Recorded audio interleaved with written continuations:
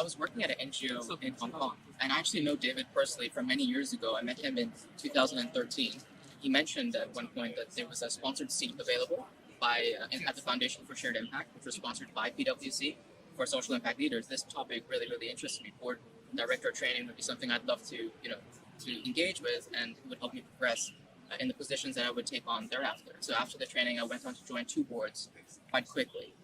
First was the Hong Kong Academy Educational Foundation Limited. It's an international school based in Sai Kung.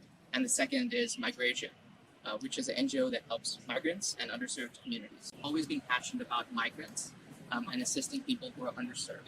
So I've worked with various different organizations before doing non-reform law, and also assisting on discrimination-related matters when I was working at a law firm previously and at another NGO. So I thought it would be a good opportunity to get involved at the board level with Migrasia to see how we can define the mission and vision and sort of structure the programs in a way that would maximize the impact for our stakeholders.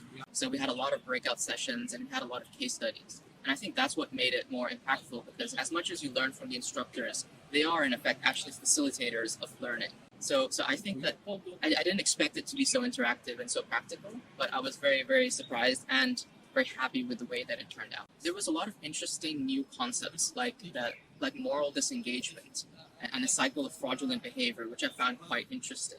I think that when we think about these sort of issues, we often think about them as isolated issues, but it's really a systems-based approach that allows us to ensure that people act in the best interest of the company. So having procedural safeguards and risk management protocols, including internal controls in place, is so important. And so I think that having people involved that are able to commit the time and the expertise and their resources to the board is very important, rather than just looking at prestige and the number of social connections or social capital that a director can bring to the board.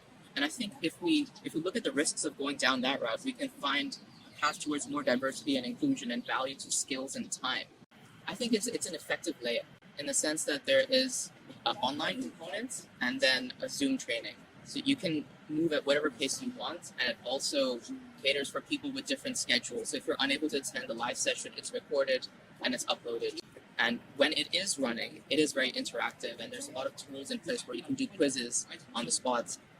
So I would say that I would recommend that you attend the training if you have time, because it will help enhance or refresh, if you're a very experienced NGO leader, some of the basic principles around board governance and being a director.